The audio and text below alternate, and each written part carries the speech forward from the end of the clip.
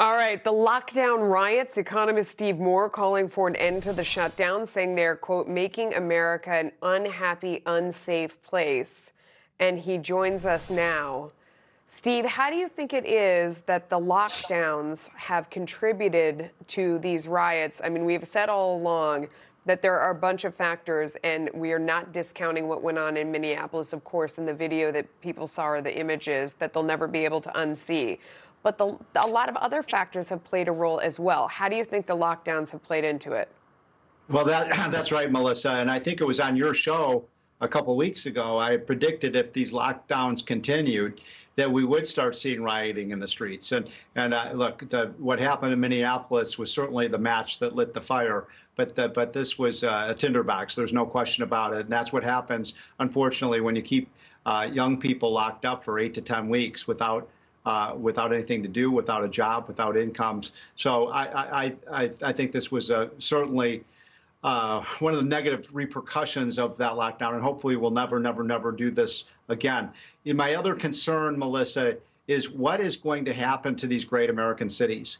I'm from Chicago. I love Chicago. I think it's one of the great world-class cities, and to see what's happened on Michigan Avenue is just so heartbreaking. You're seeing it there, Melissa, in New York, and we're seeing it in Los Angeles, we're seeing it in Philadelphia, and these downtown areas.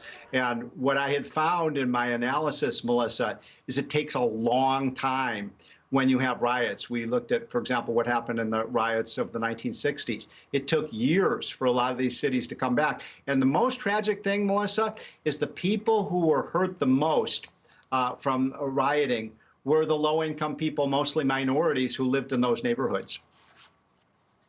Yeah. Let me ask you, because before even the lockdown happened, we had a lot of vacancies in New York, in commercial buildings especially, because of the tax situation had driven out a lot of businesses. And in the abandoned store shops, you saw a lot of broken windows. This is where that phrase broken windows policing comes from, that when a space has been vacated, inevitably there's something of value in there. And criminals go by and they notice that no one's guarding it for a couple days and they break in. We've seen an amplification of that during this lockdown, because as these businesses sit there and collect dust and are locked up, it attracts people to come break in. We were already seeing some break-ins. Now the rioters are really targeting a lot of these stores, like, Chanel being closed down, looking in and seeing that there are bags in there. Soho got ransacked because that's where there was stuff to get. And it was businesses, that weren't being guarded because of this lockdown. Like you said, it kind of adds to the whole thing. So how do businesses decide if it's worth coming back, I guess, is the question I have. It's a tough question to answer because, you're right. Retail sector had already been really under siege over the last couple of years because of the competition with online retail. And so you saw a lot of the retailers were on the verge of bankruptcy before this. And now you really have to wonder whether retail stores on Fifth Avenue, for example, there in New York, are going to come back. It's not, you're right, by the way, about the broken windows. And that's one of the most frustrating things about the way the police and the mayors have responded to these riots. If they had taken a tough stand right from the start, you wouldn't see the kind of carnage that we're seeing in so many cities.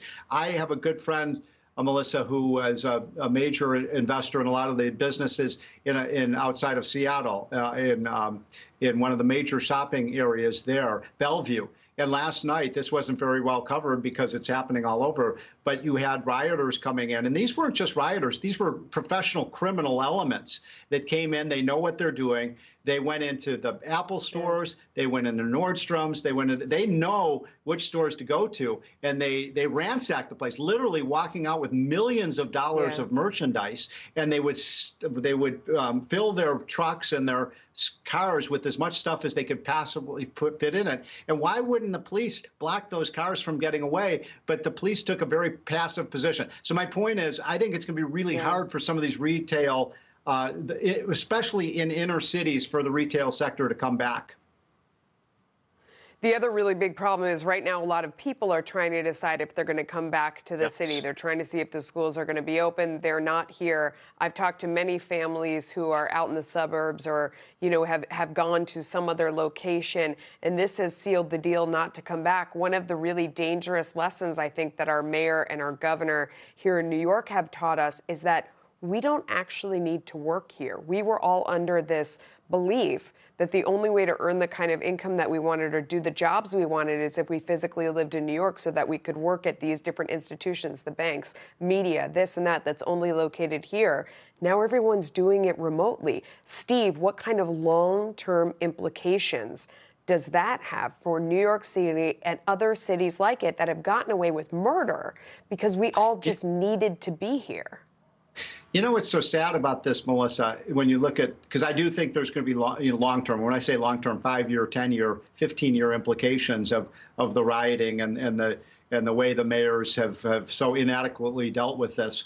But what's so sad about it is for the first time in 50 years, the last 10 or 15 years, we've actually seen a resurgence of in cities, even Detroit and places like Cleveland and Chicago and Philadelphia coming back because older people wanted to move back into the city for all the restaurants and the cultural attractions that cities have. And I really fear, Melissa, that this is going to reverse that trend, especially because older people were moving back into cities. Older people don't want to live where there's crime. And so I think that it's going to be a very tough thing. I think these really incompetent mayors like the one in New York City, de Blasio, have a lot of explaining to do, and they should be apologizing not just to their citizens, but the people who own these stores and these restaurants and these delis.